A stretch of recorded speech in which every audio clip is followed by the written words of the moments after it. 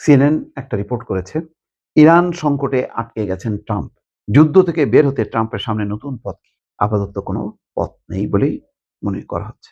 এখন যে গতিতে যুদ্ধ চলছে তাতে ইরান আরো বেপরোয়া হয়েছে।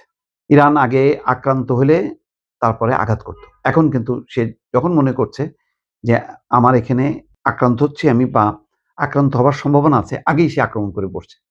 যেমন এই ৫ দিনের যুদ্ধবিরতি কিভাবে আবার জড়ালো। যুদ্ধে জড়ালো যে জর্ডানে আকস্মিকভাবে হামলা চালালো ইরান। মার্কিন ২টি ঘাঁটি লক্ষ্য করে। তারপরে আবার শুরু হলো। তার মানে এখন যুদ্ধের মধ্যে ইরানও রাখতে চাচ্ছে। হয়তো ইরানের লক্ষ্য হলো যে সে ফাইনালি পারমাণবিক কর্মসূচি থেকে সরে আসবে না। কারণ তারা জানে যখনই নাকি পারমাণবিক কর্মসূচি থেকে হাত গুটায় আসবে ইরান, তখন ইসরায়েল, আমেরিকা ইরানকে ছাড় দেবে না। তছনছ করে ফেলবে। সুতরাং এখন পারমাণবিক শক্তি তার একমাত্র শক্তি। অন্যদিকে যেই বিষয়টি হচ্ছে যে ট্রাম্পের ক্ষেত্রে এখন বিকল্প কি? ট্রাম্পের নভেম্বরের মধ্যবর্তী নির্বাচন। মার্কিন জনগণ এই যুদ্ধ পছন্দ করছে না, এটা পরিষ্কার।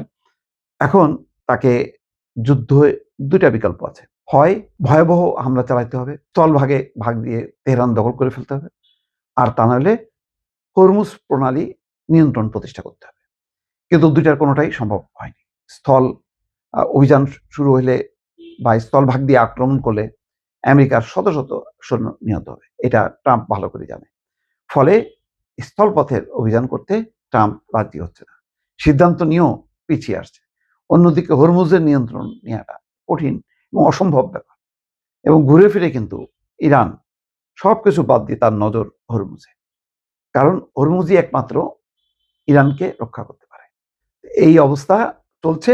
এখন বিশেষজ্ঞরা পরামর্শ দিচ্ছে যে না, হামলা করে না, অন্য কোনো পথে এগোতে হবে। অর্থাৎ আলাপ আলোচনা সমঝোতা, এটার মধ্য দিয়ে এগোতে হবে।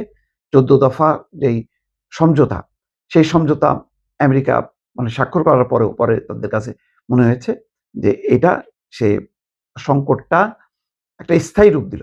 অর্থাৎ সংকট থেকে কোনোভাবেই বের হওয়া সম্ভব হবে না। তো একটা জটিল পরিস্থিতি, একটা গভীর সংকট।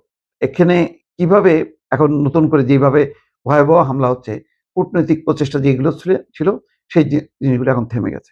তার মানে এখন কূটনৈতিক কোনো প্রচেষ্টা নেই এই যুদ্ধ থামাতে। অন্যদিকে যে যুদ্ধের মারাত্মক নেতিবাচক প্রভাব পড়বে এবং বেসামরিক জাহাজের চলাচল হরমুজ প্রণালীতে অনুপযোগী হয়ে যাবে এবং এর ফলে বিশ্বজুড়ে তেলের মজুদ ফুরিয়ে যাবে।